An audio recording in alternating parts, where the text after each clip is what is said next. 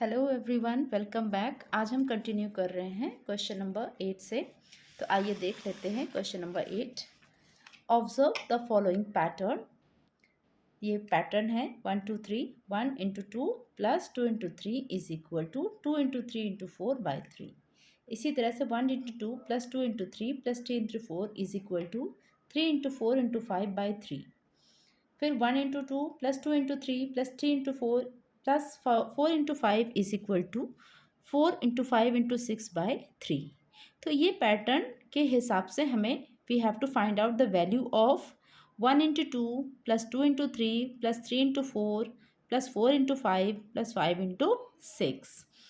तो अगर हम इस पैटर्न को ध्यान से देखें तो देखिए, जो लास्ट में 1 × 2 से स्टार्टिंग है, इसकी भी स्टार्टिंग वहीं से है और इस तरह से कंटिन्यू करते करते 4 × 5 जैसे लास्ट में है, तो यहाँ पे हमें करना है 4 × 5 × 6/3। ठीक है, तो अब यहाँ पे हमारा है 5 × 6 लास्ट है, लास्ट टर्म। तो अब हमारा आंसर कहाँ से निकलेगा? 5 × 6 × 7/3 will give the answer of this series. तो हमारा आंसर कैसे निकालेंगे? 8th वन का 5 × 6 × 7/3, 5 × 6 × 7/3। और यहाँ से इस पैटर्न के हिसाब से निकलेगा। And find the value. अगर हम इसकी निकालें तो 3/3 से 2 कैंसिल हो गया, 5 2 10 is equal to 70 is the value of this particular this much whatever we can call it series. Okay, now we come to question number 9. ये भी पैटर्न बेस्ड ही है। Observe the following pattern. 1 is equal to 1/2 into 1 into 1 plus 1. 1 plus 2 is equal to 1/2, 2 into 2 plus 1. 1 plus 2 plus 3 is equal to 1/2 into 3 into 3 plus 1. And 1 plus 2 plus 3 plus 4 is equal to 1/2 into 4 into 4 plus 1. So with the help of this pattern, we have to find out two questions. First one is 1 + 2 + 3 ऐसे करके up to 50 terms. तो इसकी value क्या होगी? तो यहाँ पे देखिए, जो लास्ट टर्म है, जैसे 1 से स्टार्ट करके 4 है यहाँ पे, तो 1/2 बाहर है और अंदर क्या है? 4 × 4 + 1। इसी तरह से जब थ्री टर्म्स हैं तो 1/2 × 3 × 3 + 1। तो यहाँ पे क्या होगा? 1/2 बाहर होगा एंड अंदर होगा 50 × 50 + 1। So let's find out. The first one is 1 से लेके 50 टर्म्स तक है। तो हमारा पैटर्न के हिसाब से क्या आएगा? 1/2 × 50 × 50 plus 1. So this is 1/2 × 50 × 50 1, और 1 से अगर हम इसको कैंसिल करें तो ये हो जाएगा 25 and further 5 multiplying 25 1s are 25, 5s are 2 125 and 2 add करके 127. So this will give us the value of addition of first 50 terms. Second part is 31 + 32 plus up to 50 terms.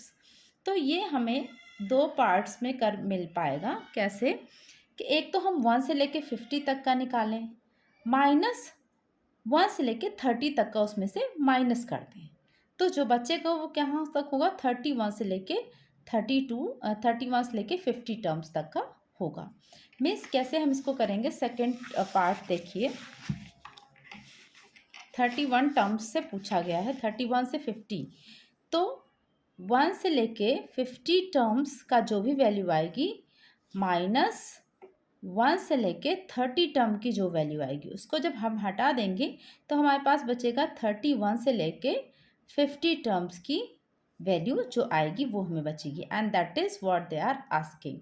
तो हम इसको इस तरह से दो बार यही पैटर्न दो बार अप्लाई करेंगे। फर्स्ट इज़ फॉर 1 से लेके 50 तक।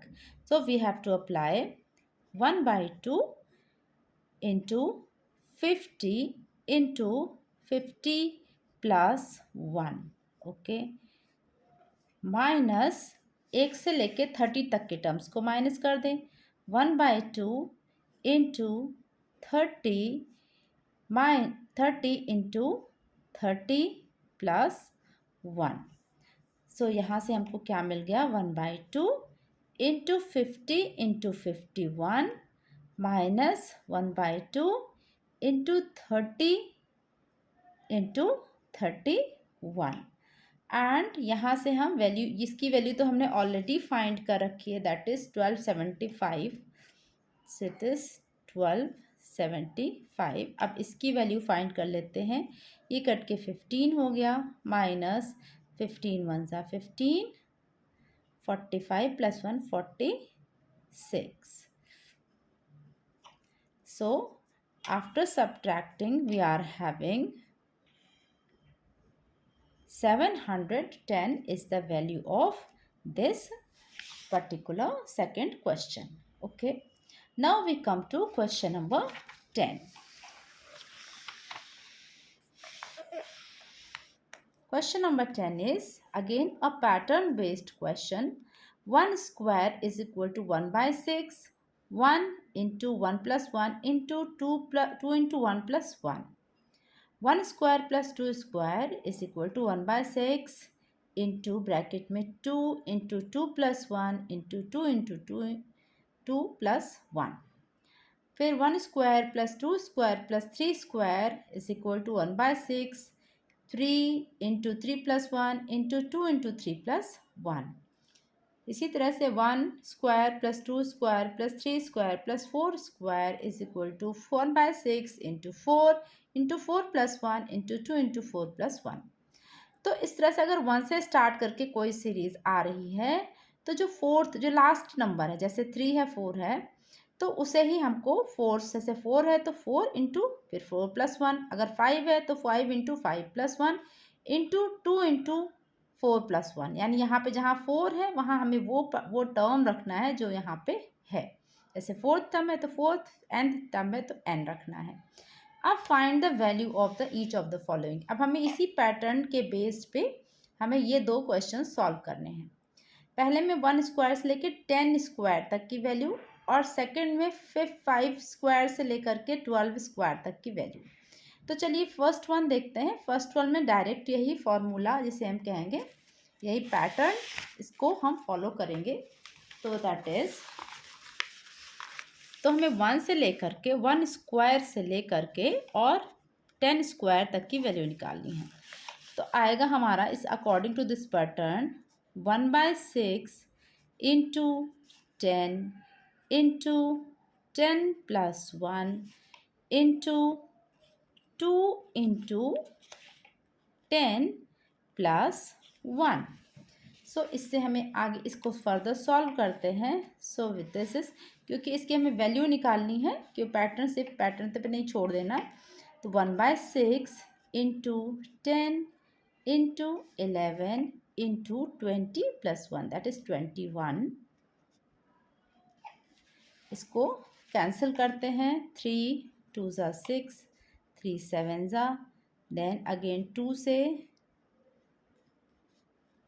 यहाँ से आ गया 7/2, दैट इज 385। ठीक है। Now we come to the second part. The second part is 5 square plus 6 square plus 7 square, इस तरह करके 12 स्क्वायर तक। तो इसकी वैल्यू हम निकालेंगे कैसे? पहले 1 से लेके 12 स्क्वायर तक की वैल्यू इस पैटर्न से निकालेंगे। उसके बाद 1 से लेके 4 स्क्वायर तक की वैल्यू भी इस पैटर्न से निकालेंगे, और 1 से लेके 12 इसमें से फर्स्ट वाले में से सेकेंड वाले को सब्ट्रैक्ट कर देंगे, so that we can have 5 square से लेके 12 स्क्वायर तक की वैल्यू। तो हमें क्या करना है? वी हैव टू 1 से लेकर के 1 स्क्वायर से लेकर के 12 स्क्वायर तक की वैल्यू माइनस 1 स्क्वायर से लेकर के 4 स्क्वायर तक की वैल्यू जब हम इसमें से निकाल देंगे तो हमारे पास बचेगा 5 स्क्वायर से लेकर के 12 स्क्वायर तक की value which has been asked, जो पूछा गया है। तो 2 बार हमें यही पैटर्न निकालना होगा। पहले 1 से लेकर 12 तक का निकालते हैं। तो that is what we are going to use. इसके लिए 1 से लेके 12 तक के लिए यूज़ करना है। तो 1/6 इंटू 12 टर्म्स हैं, तो 12 into 12 plus 1 into 2 into 12 plus 1, यहाँ से और माइनस 4 टर्म्स की value 1/6 into 4 into 4 plus 1 into 2 into 4 plus 1। तो यहाँ से हमारा आया 1/6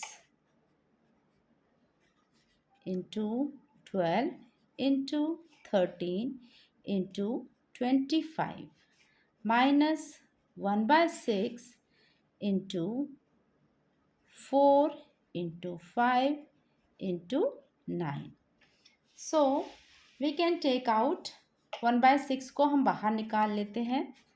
1/6 बाहर हो गया।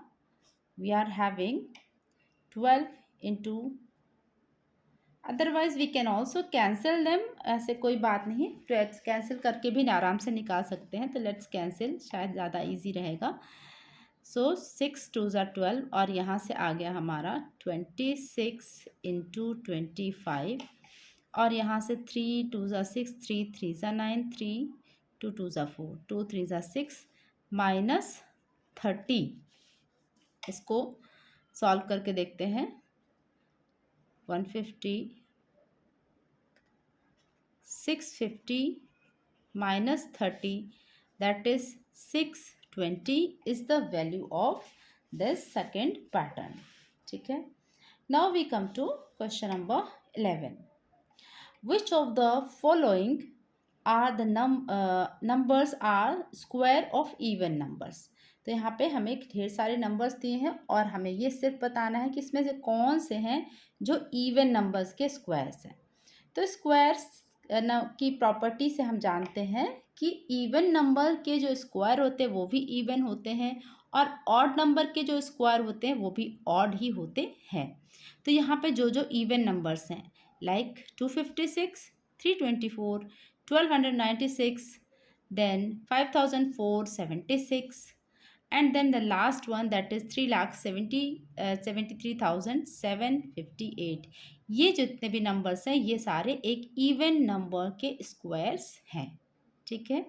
और अदर्स जो ऑड है वो किसी ऑड नंबर्स के ही स्क्वायर होंगे। 12 is by just examining the unit digit can you tell which of the following cannot be the whole squares? तो हमें केवल देख के ही बताना है कि कौन से स्क्वायर नहीं है। तो देखिए हमने शुरू में ही ये डिस्कस किया था कि जो है कौन से जो है होल स्क्वायर नहीं हो सकते हैं। तो जैसे सारे नंबर्स 1 से लेके 0 से लेके 9 तक के डिजिट से ही बने हुए हैं। तो जो लास्ट में यूनिट डिजिट होता है, जैसे किसी के लास्ट में 1 है तो जब स्क्वायर करेंगे तो 1 1 ज़ा 1 उसके लास्ट का यूनिट डिजिट 1 होगा। इसी तरह से 2 का स्क्वायर, जैसे किसी के लास्ट में 2 है यूनिट डिजिट तो उसके स्क्वायर में क्या होगा 4। तो इस तरह से 2 का 4, 3 का 9, देन 4 का 16 है तो 6, 5 का 25 है तो 5 एंड 6 का 36। इस तरह से 7 का 49 है तो उसके अंत में अगर किसी के नंबर के अंत में 7 है तो उसके यूनिट डिजिट पे, स्क्वायर के यूनिट डिजिट पे 9 होना चाहिए। अगर किसी का 9 है तो स्क्वायर के यूनिट डिजिट पे 9 9 ज़ा 81 तो 1 होना चाहिए।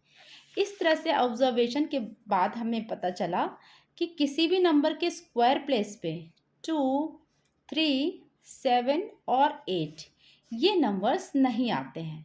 ठीक है, क्योंकि 1 से लेके 9 तक किसी के भी स्क्वायर में ये नंबर्स नहीं हैं। तो इसका मतलब किसी के भी नंबर के स्क्वायर में ये नंबर्स नहीं हो सकते हैं। अब हमारा क्वेश्चन क्या है कि बाय जस्ट एग्जामिनिंग हमको बता सकते हैं कि कौन सा नंबर इसमें होल स्क्वायर नहीं है। तो अगर किसी नंबर के यूनिट डिजिट पे ये वाले नंबर्स हैं तो वो डेफिनेटली एक स्क्वायर नहीं होगा। So let's check. ये तो हो सकता है बट ये वाला नहीं हो सकता। सी इसमें 8 है, ये भी हो सकता है बट ये वाला नहीं हो सकता। ये वाला 23 जिसके अंत में 3 है तो नहीं हो सकता। एंड ये भी इसके अंत में 7 है तो ये भी नहीं हो सकता है। सो ये श्योर है, अदर्स भी नहीं हो सकते, बट ये डेफिनेटली नहीं हो सकते हैं। Okay, now we come to question number 13. Write 5 numbers for which you cannot decide whether they are squares. तो ऐसे 5 नंबर्स हमें लिखने हैं जो हम डिसाइड ना कर पाएँ कि क्या वो स्क्वायर हैं या नहीं हैं। ठीक है, सी, तो ऐसा नहीं, जैसे कि अगर यहाँ अंत में ये है 2 3 7, तब तो हम पक्का कह देंगे कि स्क्वायर नहीं है। लेकिन ऐसा नहीं कि others numbers who are having 9 1 4 वो सारे स्क्वायर हैं ही, ऐसा नहीं है। ठीक है, तो इसको छोड़ के हम कोई भी नंबर लिख लें। Suppose I am writing any 5 numbers 5 2 7। अब इनको छोड़ के मैंने कुछ लिखा, जैसे suppose I am writing 1, so I can not से कि ये एक स्क्वायर होगा जस्ट बिकॉज इट इज़ 1, ये स्क्वायर नहीं हो सकता। हाँ, इस पॉसिबिलिटी है पर पक्का नहीं है। ठीक है, सिमिलरली इनको छोड़ के हम कोई भी नंबर्स लिखें तो हम we can not be sure कि वो स्क्वायर ही हैं। इनसे हम ये श्योर हो सकते कि स्क्वायर नहीं है, बट स्क्वायर हैं ऐसा हम श्योरिटी नहीं दे सकते हैं। तो हम कोई भी ऐसे 5 नंबर्स कैसे लिखेंगे? Suppose I am writing a number ending with 9, सो 7 8 4 9। ठीक है, I am not sure this can be square, can not B square. ठीक है, 1 1 2, and suppose I am writing any other number that is 6, I am not sure whether it is a square. ठीक है, अब ये होता तो मैं कहती कि स्क्वायर तो नहीं है ये, बट हमें ये पता है स्क्वायर नहीं है, वी आर नॉट श्योर। ठीक है, and we have to write 5 numbers. In this way we can write any 5 numbers, 7 5 2 5, maybe may not be square, 5 6 2 and 1, maybe square, may not be square. In this way we can find out infinite numbers. Okay, now question number 14. Write 5 numbers which you cannot decide whether they are square just by looking at unit digit. तो it is same type of question कि ऐसा हमें 5 number लिखना है जिसके unit digit को देख के सिर्फ हम नहीं बता सकते कि स्क्वायर है भी या नहीं। ये तो डिसाइडिंग फैक्टर है कि ये स्क्वायर नहीं है, बट जो अदर नंबर्स बचे हैं 1 3 4 6 एंड 9 एंड 0, तो ये अगर किसी के लास्ट में है तो वो स्क्वायर हो भी सकता है और नहीं भी हो सकता है। तो इनके यूनिट डिजिट पे इनको हम रख करके इनफाइनाइट नंबर्स लिख सकते हैं एंड वी कैन नॉट से कि दे आर स्क्वायर। ठीक है, वो स्क्वायर हो भी सकते हैं, नहीं भी हो सकते हैं। ठीक है, now we come to question number 15, which is also the last question of this exercise. Write true or false for the following statements. ये totally understanding के ऊपर है। First one, the number of digit in a square is even. कि square में क्या हमेशा even numbers होते हैं? नो, तो इट इज फॉल्स।